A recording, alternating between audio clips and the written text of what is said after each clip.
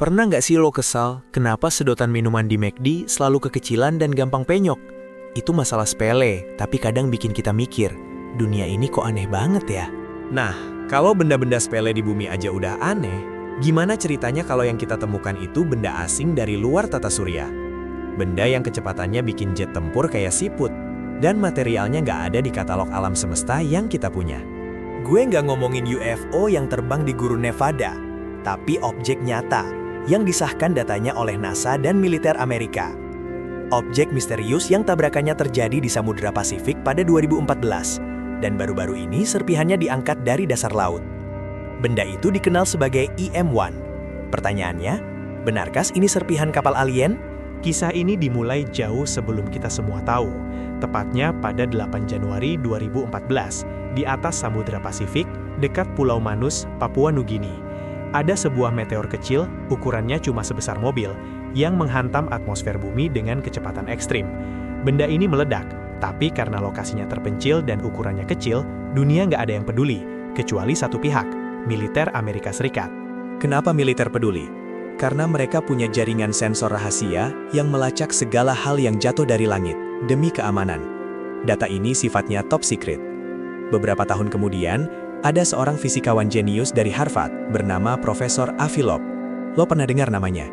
Dia ini salah satu ilmuwan paling nyentrik dan brilian di dunia, yang punya hobi sangat kontroversial, nyari alien.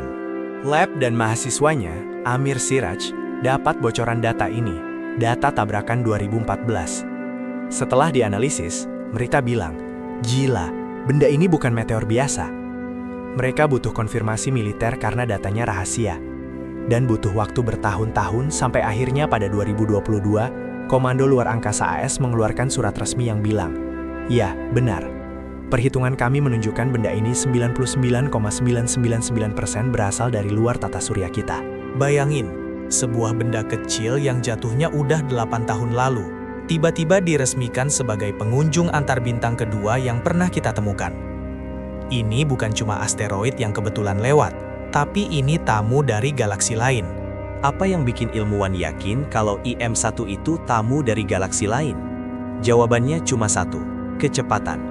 Biar gampang, anggap bumi ini kayak warung kopi kita. Di sekeliling warung kopi ini ada jalan tol yang dilewati kendaraan lokal, yaitu asteroid dan komet yang mengorbit matahari. Semua benda lokal ini punya batas kecepatan maksimal. Kalau mereka terlalu cepat, mereka bakal lepas dari gravitasi matahari. Dan itu namanya escape velocity, kecepatan lepas. EM-1 ini datang dengan kecepatan fantastis, sekitar 60 km per detik. Itu lebih dari 216.000 km per jam. Coba deh, kalau kita bandingkan dengan kecepatan maksimal yang bisa dihasilkan oleh benda-benda lokal di area tata surya kita, EM-1 jauh melampauinya. Kecepatannya menunjukkan bahwa benda ini gak pernah terikat oleh gravitasi matahari kita. Dia sudah punya tiket sekali jalan dari tempat asalnya. Mungkin dari bintang lain, mungkin dari awan Oort, entahlah. Intinya, dia tamu dari rumah yang sangat jauh, dan dia sangat cepat. Loeb berargumen, untuk mencapai kecepatan semacam itu, benda ini harus berasal dari wilayah Bima Sakti yang sangat langka. Atau, dan ini yang bikin merinding, dia bukan benda alam, dia buatan.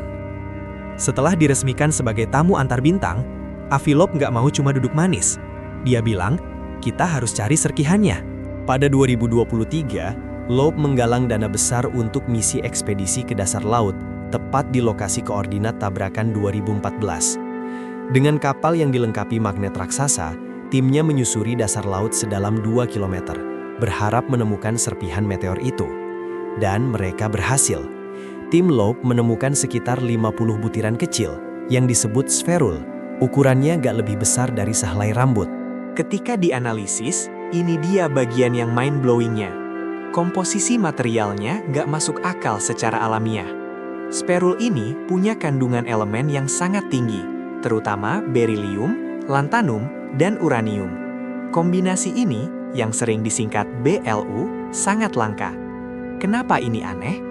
Biasanya, meteorit atau batuan kosmik alami itu didominasi oleh besi dan nikel. Kalaupun ada elemen langka, jumlahnya pasti sedikit. Tapi spherul EM-1 ini punya kepadatan materi yang luar biasa kuat dan komposisi yang gak pernah kita lihat. gak cocok dengan material yang kita tahu bisa tercipta di dalam bintang atau nebula. Lab mencontohkan begini. Bayangkan material ini adalah baju zirah atau cangkang pelindung. Untuk bisa bertahan dari ledakan atmosfer dengan kecepatan yang begitu tinggi, benda ini harus sangat keras, jauh lebih keras dari batuan biasa. Kekuatan material ini menunjukkan bahwa dia mungkin direkayasa. Jadi, kalau bukan batu kosmik alami dan materialnya sangat kuat serta aneh, apa kesimpulan logisnya? Loeb nggak ragu, itu bisa jadi serpihan teknologi, serpihan pesawat luar angkasa, atau mungkin bagian dari prop robotik yang dikirim dari peradaban lain jutaan tahun yang lalu. Mungkin lo pernah dengar tentang Oumuamua. Itu adalah objek antar bintang pertama yang secara resmi kita temukan pada 2017. Tapi yang bikin IM-1 lebih bikin merinding adalah fakta bahwa tabrakannya terjadi sebelum Oumuamua ditemukan. Artinya, kalau kita bisa nemuin dua objek aneh dari luar angkasa dalam rentang waktu yang pendek, itu artinya perjalanan antar bintang mungkin gak sesepi yang kita duga. Gimana menurut lo? Kalau benar serpihan teknologi alien, sekuat apa peradaban yang bisa bikin material seaneh itu? Komen di bawah. Jangan lupa like dan subscribe Faktaverse. Sampai jumpa di kisah aneh bin ajaib selanjutnya.